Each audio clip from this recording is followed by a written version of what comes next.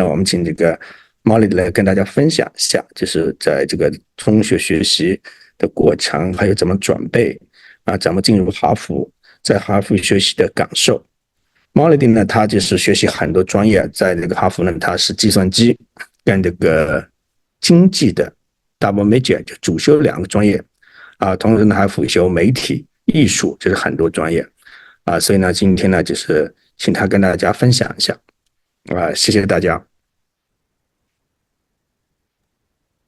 现在Molly可以开始吧。好，谢谢。我来 share 我的 screen，因为我准备一个 PowerPoint，所以大家可以看我的 screen 对吗 ？OK， 能看到。好。Hello everyone, welcome. My name is Melody. Thank you so much for the wonderful introduction. I'm here to talk to you about my experience applying to universities, specifically Harvard, and also my experience at Harvard so far. So just to reiterate, my name is Melody. I'm going into my 3rd year at Harvard University. So I graduate in 2026. I study computer science and economics, so 计算机和经济专业. And my minor is theater, dance, and media studies. So that is mainly dance. Firstly, I want to talk a little bit about the application. So how I applied to all these US schools. 怎么申请 and then I'm going to talk about my experience at Harvard and what has happened in the past 2 years. So within the application, there's multiple aspects to it. There's choosing the school that you want to go to. There's writing the essays. There's talking about your activities and extracurriculars, talking about your awards, and finally, standardized tests. And so when I was applying to university, I wanted to go to the States because I thought there was more opportunities there and lots of bigger schools and more prestigious schools that aligned with more of my goals. Although I did also apply to Canadian schools as well as a backup, the main goal was to apply to really top schools in the US like Harvard and things like that. So I applied to lots of different schools, and choosing the school that you want to go to, it depends on a lot of things. It depends on where you want to be. So Harvard is in Boston, in Massachusetts, in the US.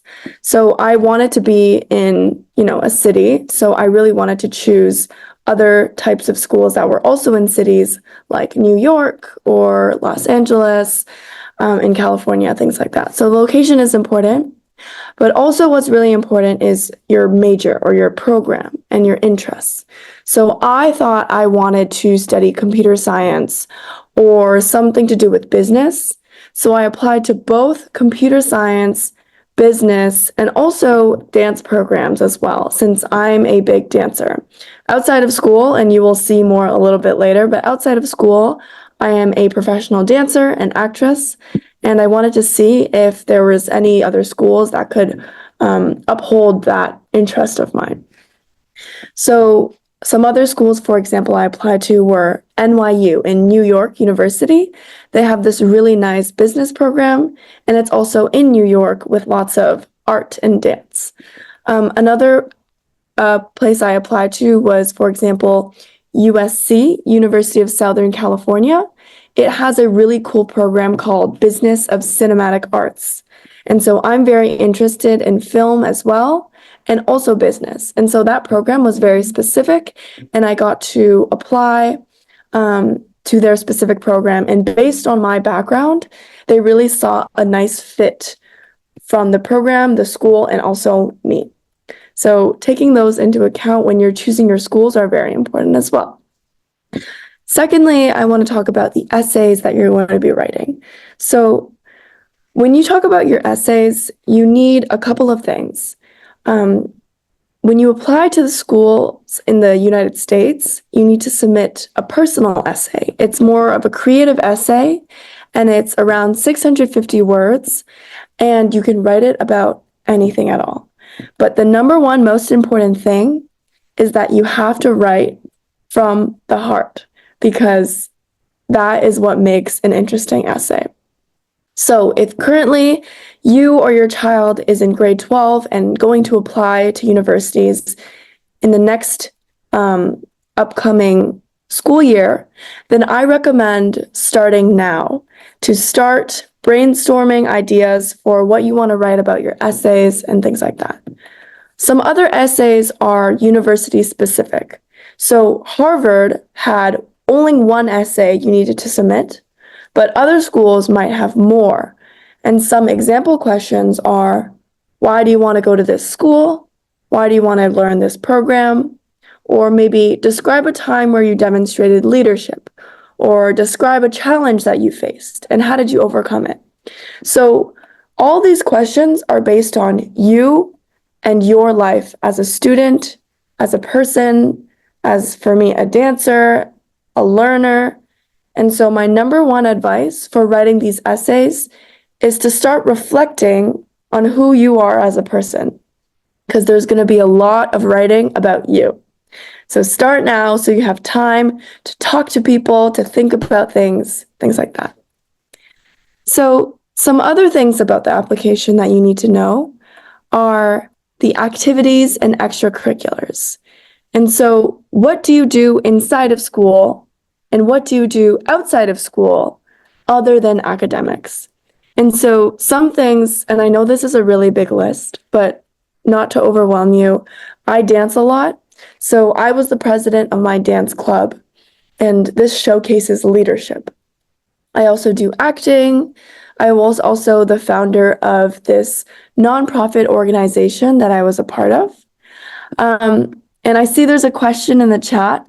What age did you start dancing at? I started dancing when I was really little, probably 5 or 6. So it's been a really long time. So another thing about these activities is really find something that you do for a long time and something that you do at a very high level. What have you loved doing since when you were little? Is it drawing? Is it music? Is it an instrument? Is it a sport? Make sure that you really showcase that one thing that you do. So what's more important is depth rather than breadth. So what that means is more important is doing something for a long time and doing it at a high level rather than doing a lot of things very minimally. So go back, reflect, and think about what you really love to do. And that can be a lot of what you write about in your essays. It can be what you talk about in your activities list. So a lot of the things that you see in this list are about dance as well. So thank you so much for that question. I'm going to continue talking about some other things. So awards is something else that's a part of the application. I don't think it's as important as, the activities or the essays. So don't worry too much if you have not the most crazy awards. I did not have the craziest awards, so that was not too important to me. And 5 is standardized tests. So when I applied, it was during COVID, and so it was optional to submit your scores for standardized testing, which is either taking the SAT or the ACT. Now that COVID is starting to phase out, there's a lot of schools that are re-implementing mandatory testing. And so if you or a child is a student who wants to apply to specifically the United States, I highly recommend preparing and registering for these standardized testing as soon as possible. There's lots of resources online. There's courses you can take through, extra programs for these standardized tests. So start early, and you can always retake the test if you're not happy with your score. So those are some things. And I know this is a lot of words, but I'll break it down for you for advice for students applying. So this time of your life is probably very stressful, thinking about what university you want to go to, where you want to spend the rest of your, college career. And it can be very stressful. Don't worry. When I was in grade 11, grade 12, I was so stressed. It was like, oh, Oh my God, I don't know what I'm passionate about. I don't know what I want to major in. I don't know anything. Don't worry, if you ask my mom, she was also like, she doesn't know anything. So don't worry, I'm there as well. But some things to really keep in mind is, first of all, you're not alone. A lot of other people are like this as well, including me. Honestly, I am 2 years into university and I still don't exactly know what I want to do. So don't worry about that. But what you can control is, what you write for your essays, what you write for your activities, and how you can sell yourself to the school. So there's a lot of things you can't control, like where you live, what country you're from, your family, things like that. So don't be stressing about, oh, I don't go to a really nice private school right now, or, oh, I don't really, have that many resources right now. Don't worry about that because that's something you can't control. But what you can control, again, is what you write for your essays and how you really present yourself as a student. There's a lot of self-doubt in this process. Self-doubt is when you're like, oh, I'm not good enough to apply to this school. Oh, I'm too scared to apply to this program. I'm not good enough, things like that. This is not going to help you at all. I need you to believe in yourself and believe that you belong somewhere. And regardless of what school it is, I believe that you will end up in a place that suits you. So also when you're deciding on schools to apply to, I never expected to get into Harvard. I did not expect at all. I also had a lot of people telling me that I wasn't going to get in as well. So I only applied because, there's nothing else to lose. Might as well just apply. So you never know what's going to happen if you apply to a school or not. There's so many different kinds of people at Harvard and at Yale and at UPenn and at Columbia and all these amazing schools. There's no one formula to follow. So you never know what's going to happen if you apply to these schools. So again, I never expected to go here, but here I am, third year at Harvard. So, really believe in yourself. And this process is so different for so many people. Just remember that colleges and universities, especially in America, like to craft well-rounded classes. So you need to be what they're missing. Everyone at Harvard, I noticed, has a specific specialty about them. For me, it's dance. One of my good friends is a poet. He's the national student poet of the US. One of my other good friends, she started a $1 million business when she was in high school. Another student, she is working in a research lab. Everyone else is so unique and you need to really stand out. So how do you stand out? You can always find something. And don't doubt yourself. Everyone is special. You just need to find it. And also write it in your essay and, come off as special to the school. Final tip, research the universities. Do you actually want to go there? Take some virtual tours on their website, look on their social media, and there's a lot of information. So how I like to organize my things is I have this app called OneNote, or there's another one called Notion that I really like. And as you can see, there's all the schools I want to apply to and some information about them. And this is how I organized my applications. Everyone's different, but I thought that this helped the best for me.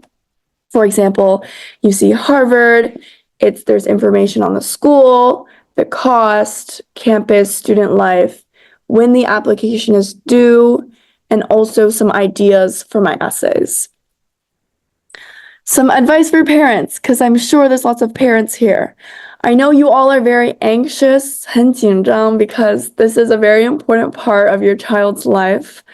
But I just need you to support your kids and really make sure that, they are following their passion. It's what's most important. If you study something or if you apply to somewhere that's not important at all or not passionate about, then it will not show in your essays. So please make sure that you're supporting your kids. Also trust them. Trust that they can do well. Trust that they can write good essays and, check in with them, talk with them during dinner, say, hey, how are your essays doing? Do you need some help? I can read through them if you want me to, things like that. So I know it's very stressful, but you all can get through it, I believe. Another piece of advice for students who still have some time before applying, keep the timeline in mind.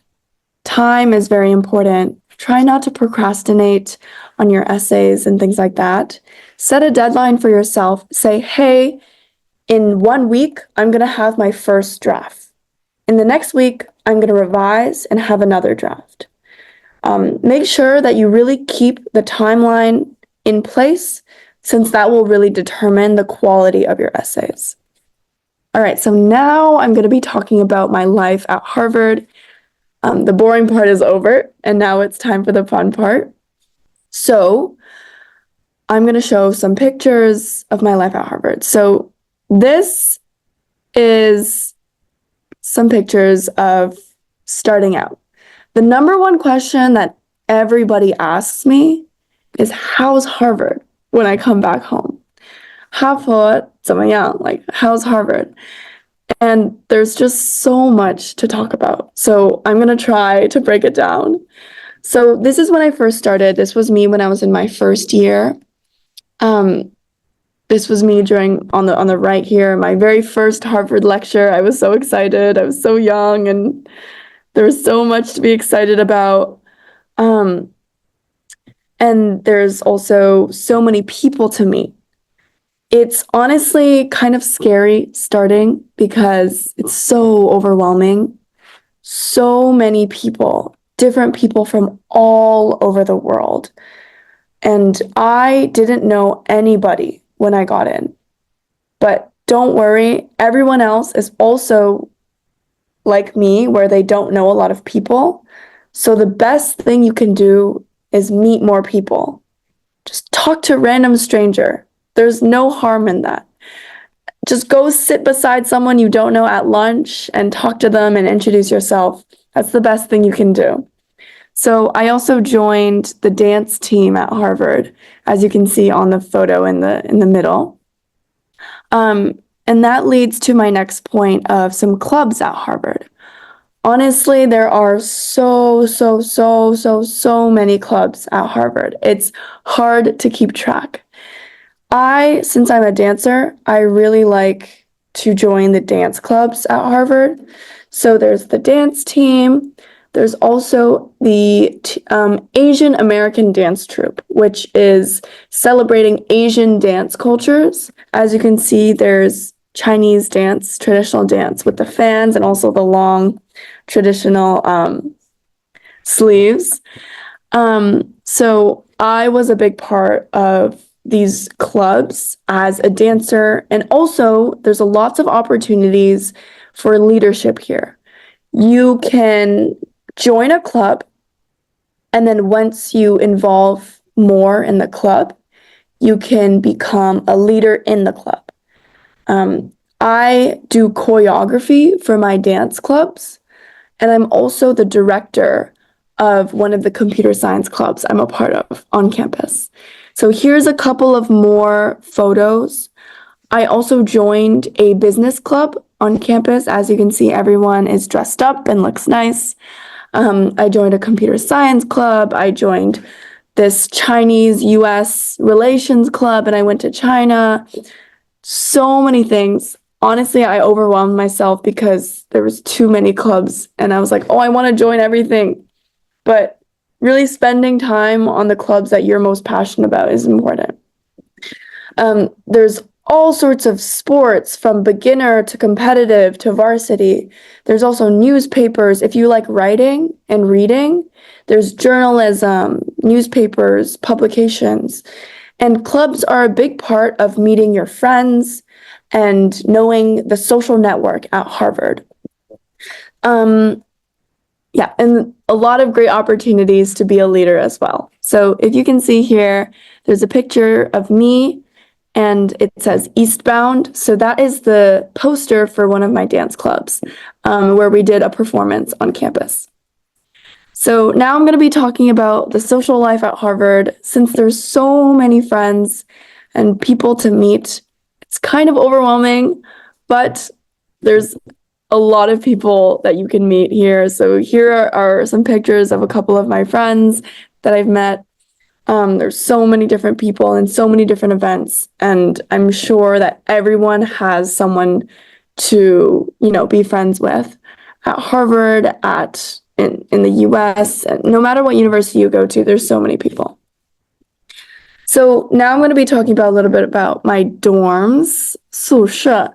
So if you look over there, that's my dorm. I know it's very messy, but it's my dorm at Harvard. Tiny bed, very messy, lots of things. But specifically at Harvard, lots of people live in dorms. So there's 12 residential houses that all students get placed in, and that's where you live at Harvard. And 98% of students live on campus for all 4 years of their university life. So it's a very important part of Harvard, and that's where you also meet more people. And then food is also included if you live at Harvard, which is my favorite part because I love eating food. So as you can see here, there's some cafeteria food, but also some restaurant food. Since Harvard is nearby a city, there's lots of good food nearby. So if you join clubs too, they often have money to, go on an outing where you can go and they pay for your food once every semester, for example.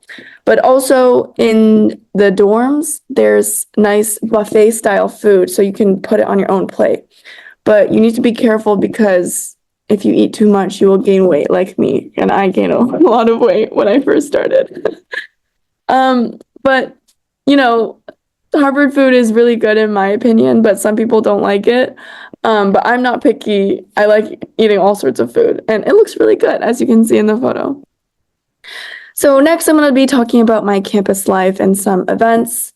So as you can see, here is a picture of when me and my friends got placed in a house. So as I said before, Harvard has 12 residential houses where you live. And there's this big day where everyone gathers together and then celebrates what house that you finally got placed in. And you get placed at the end of your first year, and it's some big celebration because everyone gets placed in a different house. And so here are my friends. We got all placed in another house called Fortsimer House. And the picture on the right, see everyone has their big signs advocating for their own house. So it's a really exciting day, and there's so many people, and it's very exciting. Honestly, university is just super fun. It's more fun than study. Actually, there's a lot of studying too, but I like highlighting the fun stuff. And then as soon as you know it, first year is already done. Time flies when you're at school, and I can't believe I'm already going into my third year. This is me moving out. And then a couple of more photos of campus life. There's lots of performances.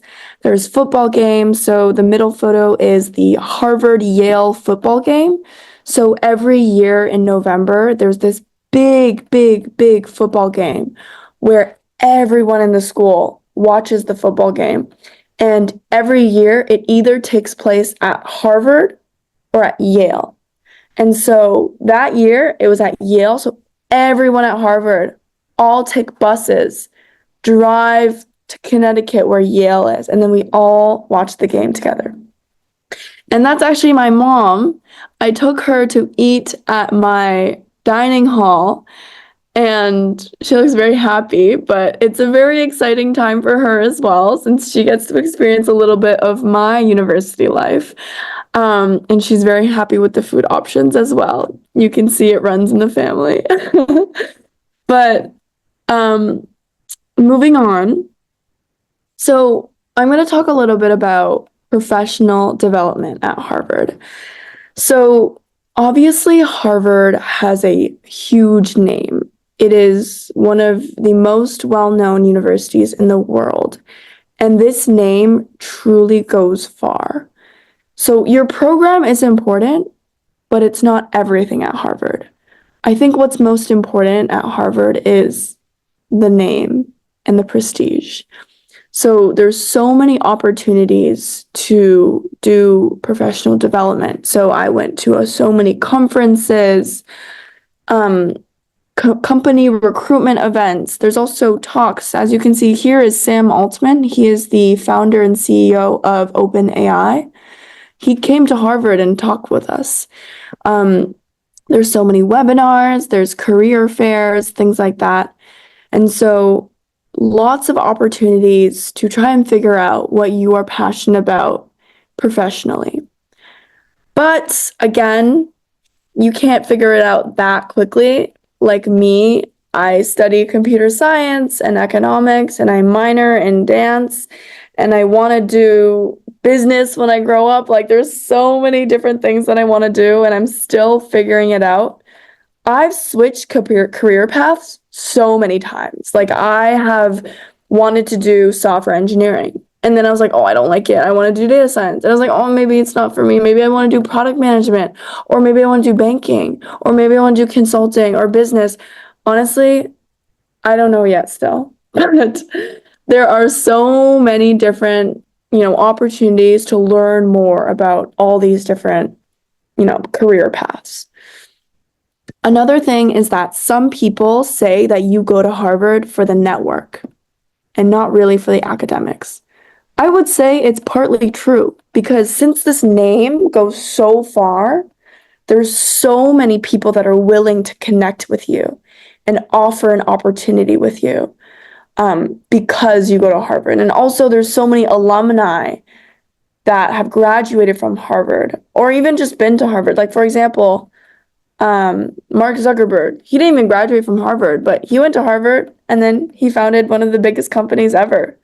So we have amazing alumni at Harvard as well that are willing to connect with you. Now I'm going to talk a little bit about the academics at Harvard. So when you think about Harvard, obviously you think of really smart people.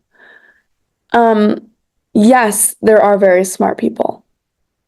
And yes, there's also very average people. I think what really sets Harvard apart, though, is everyone is so driven and ambitious and motivated. So in the academic world, Harvard is very hard. The level of academic is so high, and I feel humbled every day. There's always someone smarter than you. There's always someone better than you. There's always someone quicker than you. So I learned here that you can't compare yourself to others. University is about learning about yourself and making connections. It's about growing as a person and finding out what you're passionate about. It's not always about being the best in your class, especially at Harvard. I am for sure not the best in my class. There's so many smart people. Think about it. They're gathering the smartest and the most achieving people from all over the world in one place. Obviously, there's going to be someone better than you. So truly, the courses are so hard and it's a big challenge. But I really, really, really feel like I grow as a person after being challenged so hard. So some courses that I've taken, these are some examples, are CS50 is the Introduction to Computer Science course. It's actually available to the public, and it's a free course online if you'd like to take it. Just search up CS50 edX. And also all the lectures are posted publicly available on YouTube. So if you want to follow along, that's super cool too. So I took that course in my first year. Since I also study economics, I took Introduction to Macroeconomics, Microeconomics. A super cool course that I took is called Science of Cooking. You can see here on the right side, we're making steak. And it's very interesting. I didn't think I would be taking this course at Harvard, but I was learning about the science of cooking. There's also some other computer science courses like data structures and algorithms. That is the hardest computer science course at Harvard. I just took it this year from January to May, and it was the hardest thing I've ever done in my life. It was so stressful, but I'm alive. I made it through, and by the end of it, I truly think that I've grown as a person. I know how to, 吃苦 almost more because it's so hard. It was such a hard course. Oh my gosh. And there's also super smart people in the course too. And I'm like seeing all these smart people do better than me. And I'm like, oh my gosh, I need to study harder. But regardless of what you do, I mean, I still passed, but I feel like I am more capable now that I've passed this course. Some other courses I've taken are dance. Again, I minor in dance, so I took a contemporary dance course last year. I took probability and statistics. That's also very difficult too. And very funny, I took Chinese. So I was born and raised in Canada, so I'm not the best at Chinese. And my mom laughed at me really hard when I told her that I was taking a Chinese course at Harvard and learning Chinese.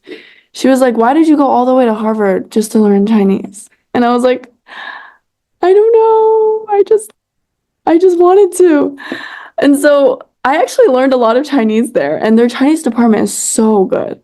There's a lot of people like me where they were born in America or Canada, and they grew up here, so their listening is very good at Chinese, but their speaking is very bad, like me. Sorry. But so there was a course specifically for people like me who were born and raised in Canada or America and wanted to learn Chinese. So I took Chinese for a year. And then there's also an entrepreneurship and innovation course that I took as well. So ultimately, Harvard academics, really, really lots of course options, unlimited, and there's so many different paths you can take.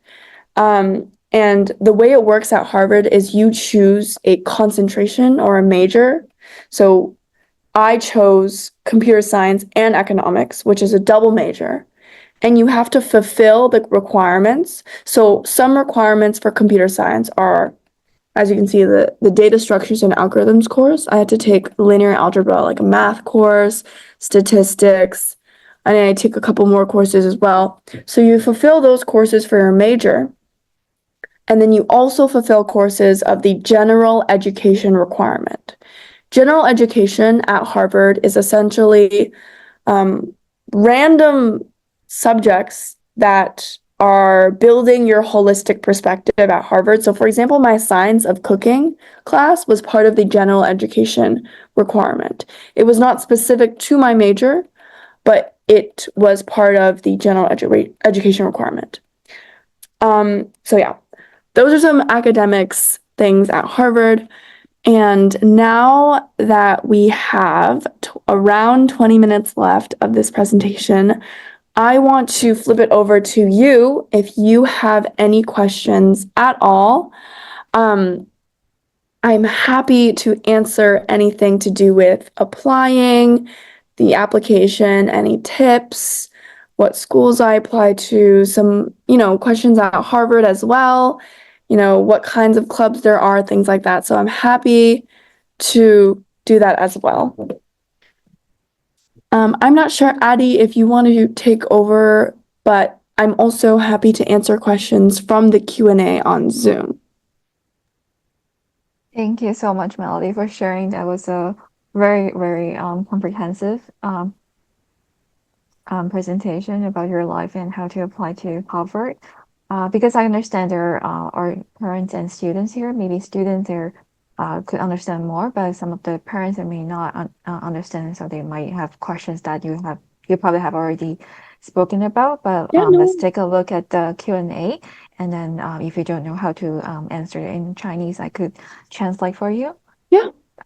Okay. I see the first question you've already answered during the live session, and we have another question is it necessary to hire a private consultant to guide and assist on your school application process? Heidi, maybe you can speak Chinese. Melody Okay. can understand Chinese. Also, I Okay. think most people in the room they speak Chinese. Okay. Mm-hmm. Yeah. 对，所以我这边先看到的第一个问题呢，就是因为今天 Melody 刚才分享是英文分享的，然后呢，可能现场的很多的这个同学和家长也想要去提问，这个您可以在我们的提问框这里用英文或者是中文来回答，然后呢，我们可以请 Melody 来回答。如果他不太会用中文来回答的话，我可以在他回答之后稍微的就是为大家做一个翻译。那我们看一下第一个问题。Okay, Melody, would you like to answer that question live? Yeah, for sure. So, is it necessary to hire a private consultant to guide and assist on school application processes? I don't think it's necessary, but I think it does help if you are lost in this process. I know that a lot of private consultants, it costs a lot of money too, but I think that it's very possible to get into all these schools without a private consultant. The private consultant can overlook your essays, and they can also help you strategize on what schools to apply to because they're very knowledgeable. So it does definitely help, but I don't think it's necessary as like a must-have. 对，Melody 呢，就是说，他在申请的过程中呢，就是其实这个可以找，就是我们申请的这个辅导，但是呢，这个也不是说是必须的。特别是如果在申请的阶段可能比较困惑，或者是有比较多疑问的话，可能有一个这种专业的这个指导的话，会对我们申请会比较有帮助的。当然，就是刚才我们在他分享的时候也有看到，他自己有做非常多的功课。去了解各个学校的各项信息，包括这个申请的问题。那我们接下来看下一个问题是，请问Melody，你是如何选择你的主修和辅修专业的？因为你选择的这个专业的跨度还是比较大的，就是两个就是主修和辅修的专业的辅修的快，所以就是想要这边想你来分享一下。可以。So 我现在学计算机和经济专业，我怎么选的？说实话，honestly, it's just I don't really know because 我小时候我很喜欢 like technology，所以我的哥哥也学计算机，所以我可能 follow his footsteps as well。然后我也觉得有很多人说计算机 is very useful in the future，所以我觉得 okay, you can't make a mistake if you study computer science. Computer science is very useful everywhere. 然后我也选择了经济，因为我觉得我不是那么 decisive. I don't really know what I want to do, so I don't want to fully do everything as just computer science. 因为我也觉得 business 是我也有兴趣，所以我学 economics just in case my computer science was not my passion. And economics and computer science are very, very useful, both of them. You can't really go wrong. And my true passion, I honestly don't know exactly yet. I don't think I'm truly, truly, truly passionate about computer science. I think I'm more a business person in the future. But that's essentially how I chose my majors. Yeah. Oh, just to add on, my minor is dance, so 舞蹈跳舞。And 这是因为我从小到大喜欢跳舞，所以我就觉得我做一个 minor 的话，应该做我真正的 passion 就是 dance。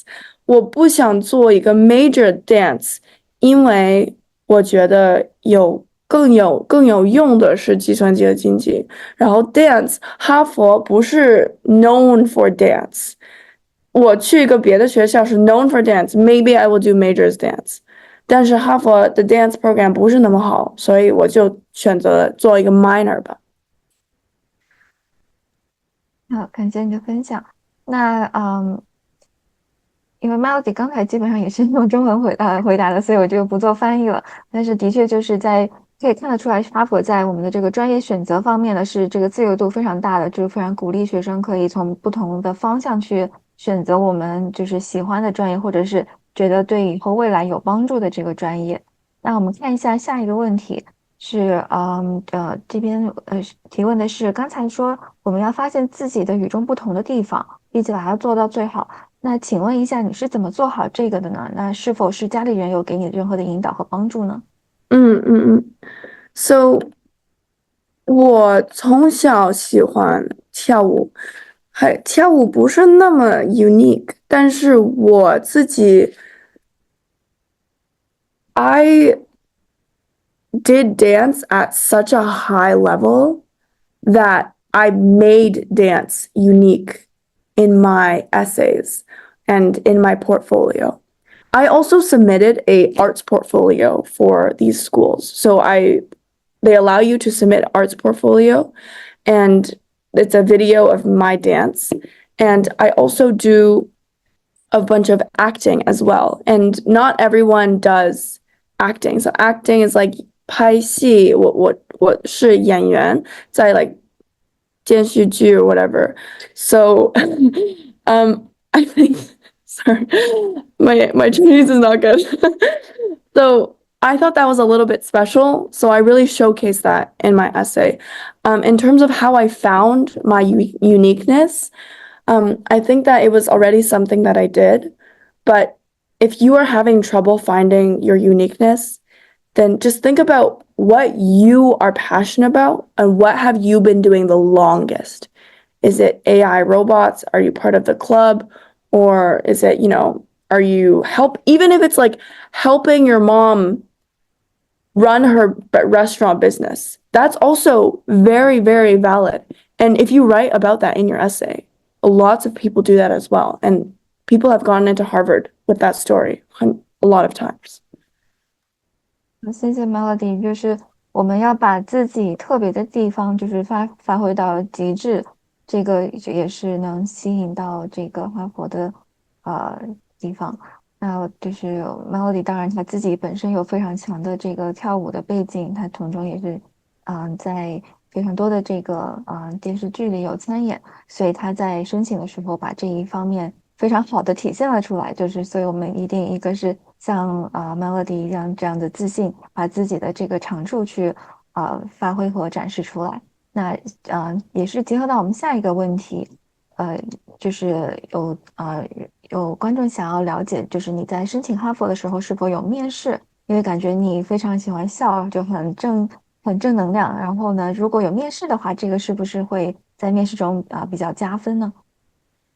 Yeah, so 我有面试，可能是我申请了在1月份，然后我的面试是1月底还是2月初，但 not everyone 有面试，所以在哈佛 if you are a good candidate，他们给你面试，但是 it's different，不同的大学有不同的 like application process，比如说 University of Pennsylvania。They give a lot of their applicants 面试，所以我也面试 for University of Pennsylvania，但是也很多很多学生有面试。So it doesn't mean that you're special if you get an interview for UPenn. It's different for every school.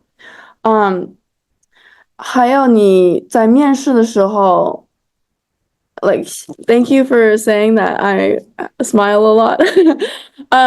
You don't have to be all bubbly and smiley to do well in your interview. It's just part of my personality. And they really saw that I was being genuine. And I guess that's why it helped. But if you are not a smiley and bubbly person, then don't be smiley and bubbly in your interview. It's not going to help you. Yeah, that's my advice. 好的，谢谢 Melody。那就是刚才他也是说他是在大概1月份左右面试的，那这个也不是必须的，所以当然希望每个人能发挥自己的个性，展现给面试官。然后我们看一下下一个问题，就是有观众询问，你有没有做早申请？你是否觉得早申请比较好呢？因为的确申请美本的话是有这个早申请的这个和正常申请的这个区别的，可以请你分享一下。我做了早申请，但是我没有做哈佛的早申请，我做的是 Brown University 早申请。早申请有更高的 acceptance rate，因为他们是知道这个学校是你的 top choice，所以你很想去一个学校的话，我 recommend 你做一个早申请。但是我早申请的 Brown 的时候我没有进，所以 that's why I applied to different schools like Harvard and things like that. And it honestly good that I didn't get into Brown because now I'm at Harvard. Yay. 所以这个的话就是，虽然 Melody 没有早申请哈佛，但是同样还是录取了。那这个其实优秀的学生呢，因为根据自己的条件，不管是早申请还是正常申请、常规申请，都是可以有机会进入到自己的理想的学校的。希望回答到这个问题。然后我们下一个问题就是关于你的这个时间安排。你是怎么样去计划安排你的时间，然后来平衡你的学习和课外的活动，就是在特指的是高中期间。这是一个好的问题。我用我的 calendar a lot.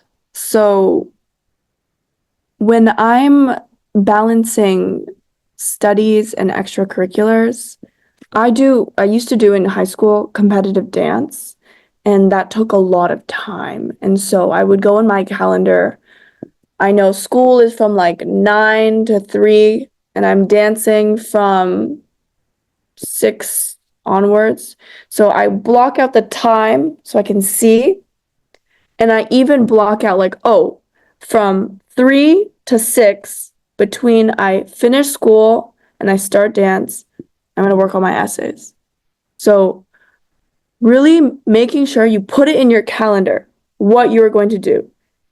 I'm going to work on my essays, or I'm going to eat lunch, or I'm going to study for my math test on Friday from 4 to 5 p.m. Put it in your calendar. It will help you remember, and it will help you actually do the thing that you need to do.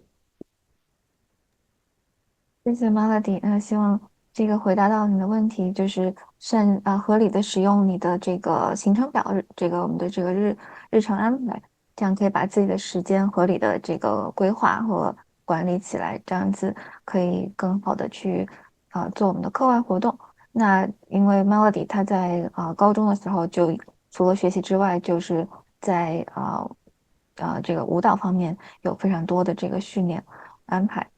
然后下一个问题的话，就是问，就是高中时候有哪些主要的课外活动？我相信刚才其实 Melody 有回答这个问题，主要是可能以舞蹈为主。然后，因为他也是说是 competitive dancing，那其实是有参加一些竞赛的。那当然这个关于竞赛的话，是否前面他也说没有说参加特别多很厉害的竞赛，但是你有参加过哪一些竞赛可以分享一下吗？可以。所以我跳舞，我参加了一个比赛，是叫 Canada's Got Talent。Canada's Got Talent 就是你听说过 America's Got Talent 还是 China's I don't know，不知道 China 有没有，但是就是现在是一个TV show。所以我和我的 dance crew 一起在 Canada's Got Talent 参加一个比赛，然后我们是 end up in third place，然后也拿了一个很大的 award，所以这是一个很 important like competition that I also included in my application. So yes, I did do a lot of competitions, but that was something that I really showcased in my application, being on Canada's Got Talent. 谢谢。那这个的话，应该是国内可能以前也是有这个我们说的达人秀，就是在加拿大这边呢，也是有加拿大这边的版本。那他参加Melody 有参加这个比赛，然后也有获得3等奖。因为这个是在电视上的一个比赛，所以它的这个曝光率非常大，对于他的申请应该是有加分的。然后我们下一个问题是问的是每个学生都可以选择多个 major 嘛？因为可能看你选择的至少有3个不同方向的这个专业了，这个可以分享一下。Yes，在哈佛你可以选2个 major，你可以 double major，你也可以做一个东西 called joint major，是比如说你要学计算机和 economics，两个 double major 要做很多 courses，但是你不要做那么多 courses 的话，你可以做一个 joint major，但是你 at the end 你就要写一个 thesis。It's a very long paper， 但是我不想写，所以我就走 double major， 因为你不用写那个 thesis， 所以在哈佛你可以学最多2个 major， 然后1个 minor。就是可以，可以同时有多种选择，然后可以发展不同的这个兴趣，特别是你如果没有考虑好未来可能想要进到哪个行业的话，多一些这个选择。其实，在加拿大也是学生都是可以选择多个专业主修，然后和辅修。这个甚至我知道我们也有毕业生，他甚至有就是考虑修4、5个这种选修的这样子，因为在大学的确可以学到的这个东西非常非常多的。那我们下一个问题想要问 Melody 的是，你是否有参加一些学术研究？这个可能他没有，就是说是什么阶段的？那可以分别说一下你在高中或者是大学有没有参加过一些这种学术研究？我在高中没有，因为我的时间都是跳舞、演戏，whatever。在大学我也没有，因为我学计算机和经济专业有很多研究的 opportunity，但是我没有参加。但是我有朋友especially 学 biology 这个 life science 的专业，他们有很多研究 opportunity。比如说，现在我有很多朋友在暑假的时候还在哈佛做 academic research，那是比如说他们的 version 的实习，但是现在我在实习在一个别的 company，但是他们在暑假的时候他们做那个研究。所以有很多 opportunities 做研究 ，lots and lots of opportunities。感谢的分享。因为对Melody 就是说他没有参加学术研究，但是的确在哈佛这个是有非常多机会的，因为哈佛它也是一个以学术和研究出名的一个学府。那我们看一下下一个问题。除了课外活动之外，哈佛对高中的成绩要求是多少呢？就是据你了解，如果你有就是同学或者有同学有修 IB diploma 的话，那他们大概的成绩要求是多少吗？多少 ？So 高中成绩是很重要的，从9年级到12年级他们都看。IB 的成绩他们也看，但是 it's good to stand out，但是不是需要的。我没有做 IB， 我做了 AP， 所以我 submit 我的 AP scores， 但是我觉得我的 AP scores 没有帮助我。我看了我的，你进了哈佛以后，你可以看你的 admission file， 他们写的什么 notes。That's like, oh, I like this person. Oh, I don't like this person. 他们写了我的 AP scores did not help me at all. 因为我没有 scored that good. I only got like level 4, some 5 before. 5 is the maximum, but 我也 submit some 4s. And did not help me. They literally wrote in my admission file, I don't know why she submitted AP scores because it did not help this application. So I think what's more important is extracurriculars. And as long as you have good grades, if your grades in school are not good, then make sure you do well on the SAT and the ACT. You either do well on the grades or do well on the SAT. You have to make sure at least one of them is good. So for me, my grades were better because my standardized tests wasn't that good. 谢谢。那因为的确有很多特别从加拿大这边申请的家长和小孩，他们都有对就是特别是修 AP 课啊这些有非常大的这个迷思，是不是一定要修的AP 分数特别高啊这些的。那其实刚才 Melody 有分享，他在申请哈佛的时候用的 AP 成绩，但是成绩并不是特别理想。那他在这个申请反馈也有看到，就是他其实在这个 AP 成绩上面对他的申请没有有很大的帮助，所以就是学生和家长在用 AP 成绩申请的时候，也可以作为这个参考。那因为他没有就是修IB 的这个专业，所以我们可能没有办法回答说 IB 成绩要求是多少。但是这个的话，我们可以后面也可以请 Melody 问问看他如果有 IB 的同学，也可以帮忙了解一下。我们看一下下一个问题，就是可能这个问题就是偏比较broad 的一个问题，就是他是问哈佛是如何培养学生的全球视野和文化包容性的思维。那这个就是因为毕竟哈佛它是一个非常注重这个外展的一个大学，有很多的机会，像前面你说的有很多的机会，有这个大的 corporate 会过来参观啊这些的，然后有机会走出去，然后你可以分享一下吗？So 有很多机会 like connect with different kinds of companies and things like that, but also there's also lots of opportunities for study abroad. So 你去美国外面学习，有很多人大一的暑假他们去 like Europe or Asia or Taiwan to study abroad. 还有我们的 general education curriculum.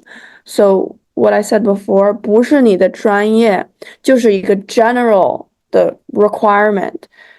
你 sometimes it's good because it helps, cultivate interdisciplinary inclusive thinking. 但是有些课我一个兴趣都没有，所以有一点 boring. But I think Harvard does a really good job on this, and you have lots of opportunities to capture and, have that global understanding.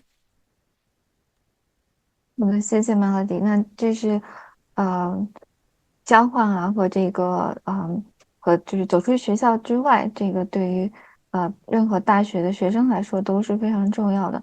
那我们看看下一个问题，请问一下 Melody，对于想要申请哈佛的高中生来说，高中时期除了正常的必修课以外，建议在高中阶段着重培养哪些能力和素质呢？你现在你的 extracurriculars is very important. 所以你现在 if you can play a competitive sport, or do you play an instrument, or if you do this or this or this, do more. Do it even more. So take it and level up, because then it will really show in your application. You want to stand out as someone, because there's so many applications. There's so many people who dance. There's so many people who play an instrument. There's so many people who play a sport. But what is special about you? So other than your courses, you need to focus on making yourself a little bit special. And even if it's like picking up some special thing, like I wrote a little bit about how, because I was interested in technology, I built my own computer. I did that as a side project. You can also take on some side projects, or you can do volunteering if you're very involved in a local hospital or local charity, things like that. So your extracurriculars are what you should focus on now that you're in high school.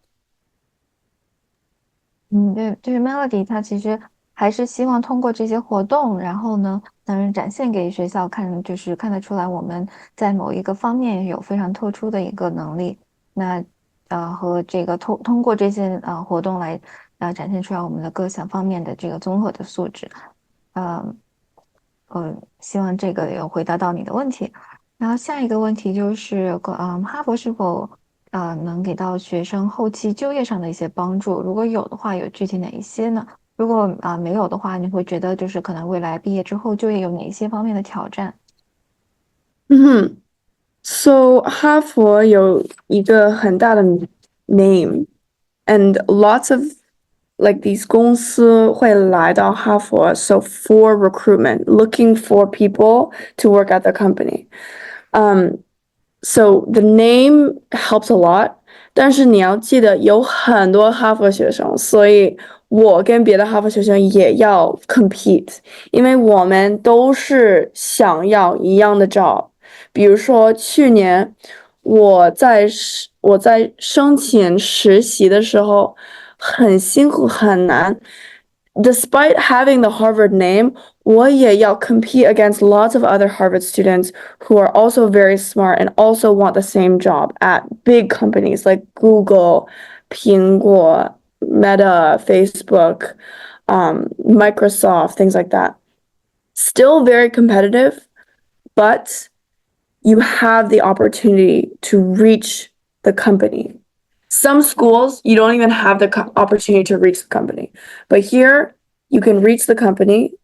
All you need to do is be good. So pass the technical interview if you do like computer science, or do well in the interview, have a good resume, things like that. So it does help a lot for the network and connections. So networking connections is very important as well because there's lots of alumni that work at these companies. So lots of people from Harvard work at McKinsey. McKinsey is a big consulting firm. I can email the alumni at McKinsey and say, hey, can I have a quick chat with you? And that connection is what's important. And a connection is what Harvard gives you as well. 谢谢 Melody，就是关于就业方面的这个分享，因为当然的确哈佛自己本身是非常吸引人的一个就是大学，然后会给他的这个毕业生有更多的机会，然后呢去跟他的这个校友有更多的联系，但是同时他们互相之间也是有竞争的，所以呢就是除了从这个学校毕业之外，也是要确保自己有足够的能力，能抓住这个机会。然后还有就是前面其实我想补充问一下，就是因为你前面说你去年申请的实习，可以想问一下，就是你申请的这个实习是否就是跟像计算机相关的这些这样子的专业吗？嗯，的工作？现在的实习我是跟计算机专业有relation，所以现在我找到的公司是在美国，然后我做一个 data scientist，现在，但是 remote，所以我在家工作。去年我是做 more finance related stuff 的实习，所以我去多伦，我住在多伦多，然后我去 in office 做一个 finance job。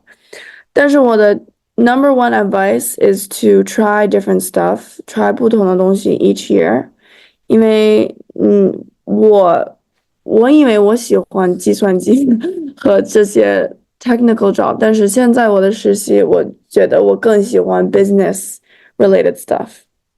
So that's what I do. 谢谢你的分享。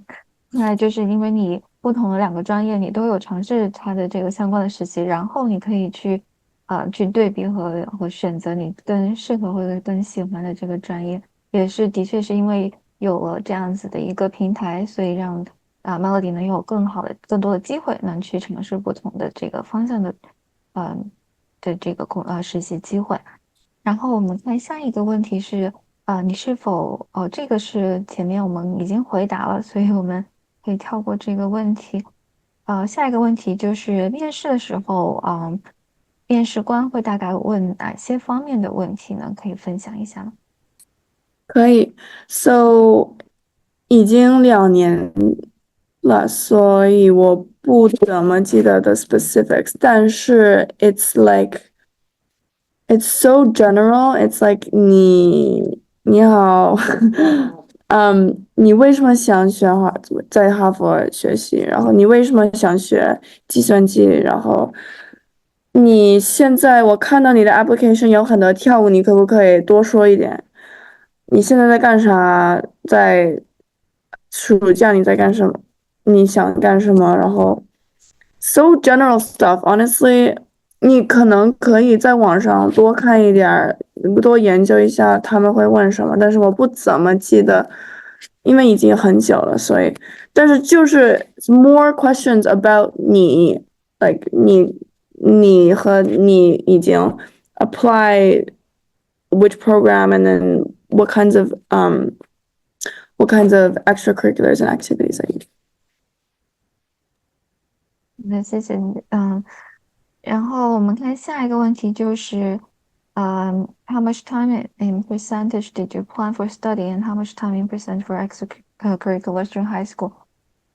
就是你在高中阶段的时候是大概多少的比例分配你的学习和课外活动的呢？我觉得我课外活动是更重要 for me，在高中的时候，因为我的 high school，academics，这也是在 COVID，因为我 grade 10年级到12年级都是 like almost like COVID era，所以我的学习没有那么认真，因为我在拍戏，我在跳舞，all that stuff，我觉得是更重要。然后 percentage wise 可能是 40-60，40是 study，60 is dance。好的，谢谢你的分享。然后，下一个问题就是，你觉得修了 AP 或者是IB program 对你在大学的大一有没有任何的帮助呢？在 So IB 不会帮助，not at all。AP 有些大学可以 count as credit。So credit meaning 你不需要学那个 introduction course，你可以 skip it。但是在哈佛，it doesn't matter at all. Like no one cares. So all of my hard work doing AP exams, trash. 就是基本上可能包括你可能同学到了哈佛的话，大一不会说就是用 AP 去换学分，而是还是会从基础开始去修，是吗？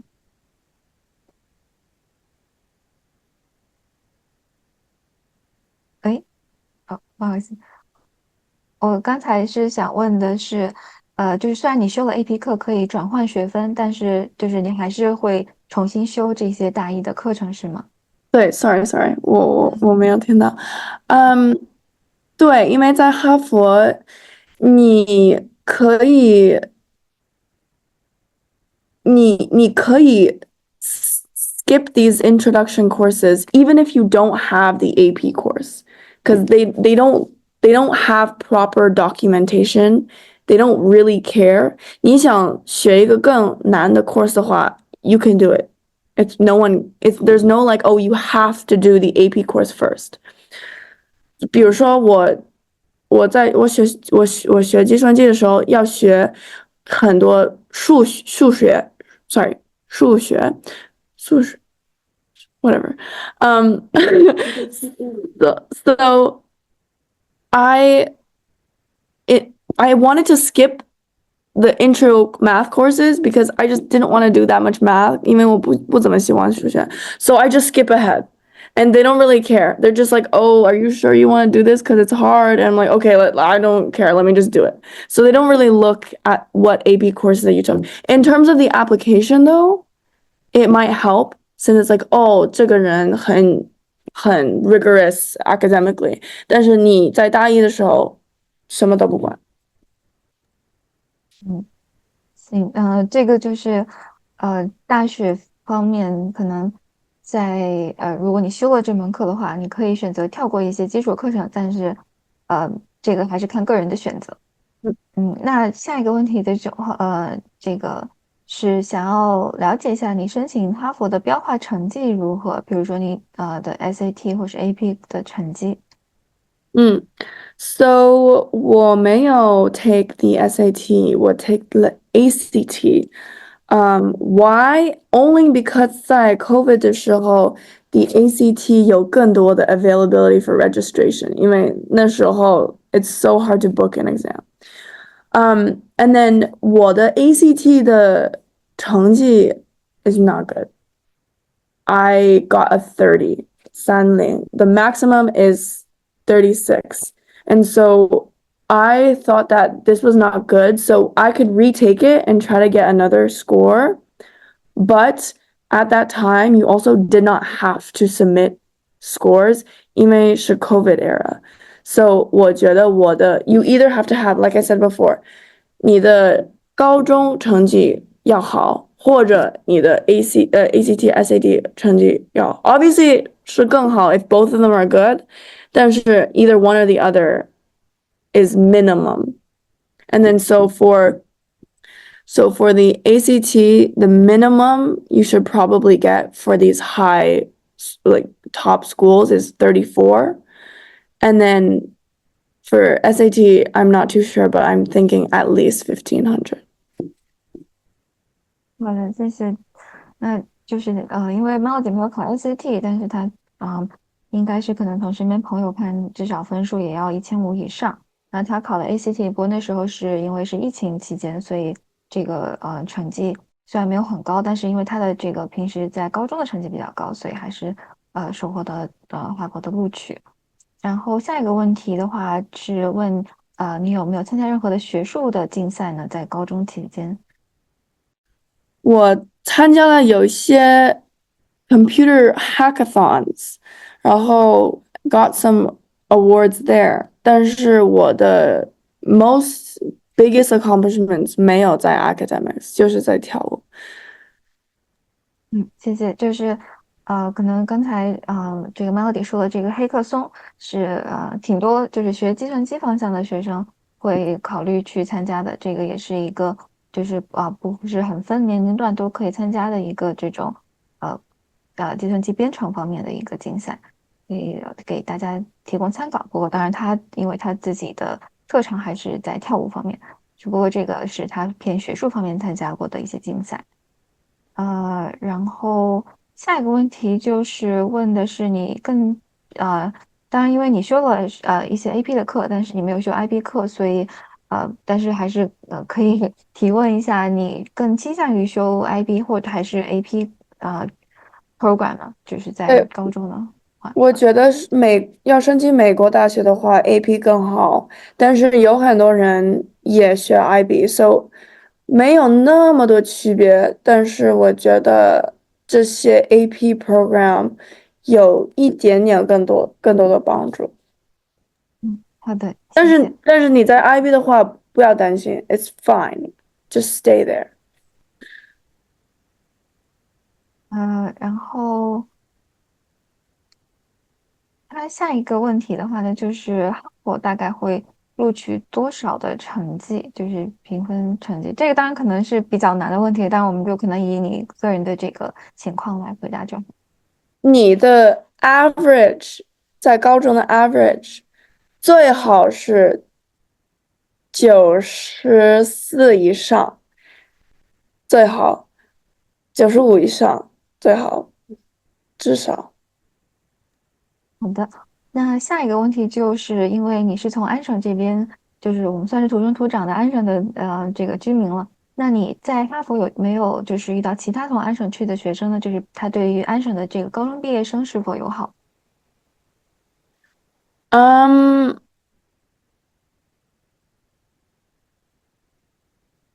我不，我不好意思，我重新问一下，就是哈佛对于从安省毕业的学生的这个录取是否比较友好？就是你在哈佛有没有遇到其他从安省去的学生呢？对对对，有很多哈，so 我的年级有30多个加拿大人进了哈佛，然后可能半个，or 我10个是从安省来的，所以 it's fine。所以它应该是对安省毕业的学生来说还是比较友好的。然后下一个问题就是，嗯。下一个问题，他大概想问的就是说，哈佛的录取是就是招生官他们更希望选择学生是选择有这个科研背景的呢，还是有这种竞赛背景的呢？I think that both of them are good. Research is impressive. Also, contest is very impressive. 他们不同，还有两个都是很好，所以 there's no one or the other。你有两个都，你有研究还有 contest 的话，just put both of them in your application, and it's good. I don't think there's one better than the other. 好的，谢谢。然后下一个问题就是 How about Eddie? We take the last question. Okay. OK，好的。对，因为这个今天的问题比较多，然后我这边还有一个问题就是，你在申请的时候是否有提供推荐信呢？对，我提供了推荐信，我有3个 opportunity，3个 recommendation letter，2个是从我的高中老师，一个是我的英文老师，另外一个是我的计算机老师，然后第3个是一个 optional，是我的跳舞老师在学校外面。你怎么选择这些老师？你一定要跟他们有很好的relationship 关系。所以，然后他们最好是教的是 core subjects，like 数学、英文、科学 things like that。So 那是最好。然后 make sure 你在高中的时候，你的 relationship 很好。现在你的 relationship 不怎么好的话，start now。所以 this upcoming school year 跟他 talk like make sure 你的老师知道你在课外面干什么，你有什么 accomplishments and things like that. So that's how you choose who to write your letters of recommendation. 好的，那泡我这边，因为时间有限，我就把目前我们大部分的问题都已经跟 Melody 这边提问了。然后，因为今天的确是看大家观众有很多非常热情，有很多的问题，也感谢 Melody 这么详细的这个分享，也和关于这和他就是个人相关的这些体验和回答。然后泡这边您看看可以再补充一些什么吗？好的，Melody 今天坐在我的办公室，讲的比我好，真是青出于蓝胜于蓝。那么明天呢，Melody 还会在我们的 AI and Education Conference， 我相信在 Conference 上呢，他也会讲的比我还好。这是非常高兴今天这个 Melody 跟大家的分享。那么我听下来呢，就是要申请哈佛啊 ，whatever the top university， 就是2个因素或者2个方面。一个方面呢是你的学业成绩，当然学业成绩呢包括你的高中的平均分啦，包括一些竞赛啦，这些都属于学业成绩。但是另一条腿是什么呢？是 leadership and leadership 还有那个 skills， 另一条腿是 leadership plus skills。skills 就是你有一个特长，比如说 Melody 跳舞就是特长，就是跳到 top level。因为这个特长为什么非常重要呢？因为它衡量一个孩子是不是优秀，你得有忍性，有坚持性。你要把一个事情做到 top， 就说明你有很强的忍性、坚持性，还有你有很强的身体也得比较好，对吧？它是衡量标准。另外，就 leadership， 你得有影响力。刚才 Melody 也讲了，就是说 relations， 因为你要别人给你写推荐信，如果你没有 leadership， 没有影响力，在老师当中没有好的印象，人家是不会给你写推荐信的。所以它是2条腿，一个就是学业，一个就是 skills and leadership。所以像我们学校呢，我们就非常重视这个 leadership and skills。像呢，我在东洋大学成立这个奖学金，用我的名字命名的奖学金叫 Pop Leadership Scholarship。那么我们就是 promote 这个领导力。那么 skills 呢，我们建立了我们自己的 AI Club，就是让孩子们就是 develop AI 跟 computer skills，就这方面非常重要。所以刚才就是朋友们问，就是说哪个因素更重要？其实不存在哪个因素很重要，因为那个录取官它是那个 balance， 最重要的就是说你的跟别人不一样。OK， 叫 differentiation。Whatever to be a person, to be a business, you must be different with others。那每个都是95的多了，平均分95，平均分100的都有。但是你只是平均分95，你只有一个 factor， 你还得有跟其他不一样的，比如说 Melody 他跳舞演出 in top level， 这是最重要的。所以到底 SAT 重不重要 ？ACT 重不重要 ？AP 重不重要？这 IB 重不重要？这个叫做 nice to have， 它不会 make you different with others。So how to make you different with others is very important。OK， 所以这个我们叫个性化，每个人都不一样。所以作为父母，作为学校或者作为孩子 ，OK， 我们就要找这个differentiation。What is your strength naturally, and how about after that? How to develop it？ 我觉得这是非常重要的。所以作为学校，作为我们学校的 education director， 我们非常注重这方面的研究或学习。那么我们也是在不断学习的过程。今天我从 Melody 这也学了很多。那么为了指导学生呢，我也不断的学习。我在哈佛上了一个课叫高级教育领导力，我在 MIT 上了一个课 AI and Business Strategy， 就是 AI 与商业革新。那我在哥伦比亚大学上了个课叫投资。所以我们就不断的在这些名校上课，这样呢就是我们就有更多的知识来指导我们的学生。所以非常高兴今天跟大家分享这个 Melody， 他呢在哈佛上2个专业，再加上辅修非常非常忙。但是呢，在座的朋友有需要咨询的，我们也可以提供一定的咨询，因为我们对这方面的研究比较多。那么明天呢，我们有个 conference 叫 AI and Education Conference， 我们每年都会搞。这个我们有这个很多大学的教授，industry jet 就是 data science 科学家都来我们学校一起分享。非常高兴今天我们能够请 Melody 来跟大家一起分享这个他的学习，他的申请哈佛，还有在哈佛学习的经验。谢谢大家。Melody， 看来你还有什么要补充的？没有那么多要补充的，但是你们来哈佛的话 I'm happy to give you a tour, and then good luck on all the applications. Believe in yourself. 谢谢大家。OK， 谢谢大家，谢谢大家。谢谢大 Good 家， night. 感谢Melody。 In China, good morning. 谢谢大家，拜拜。加油。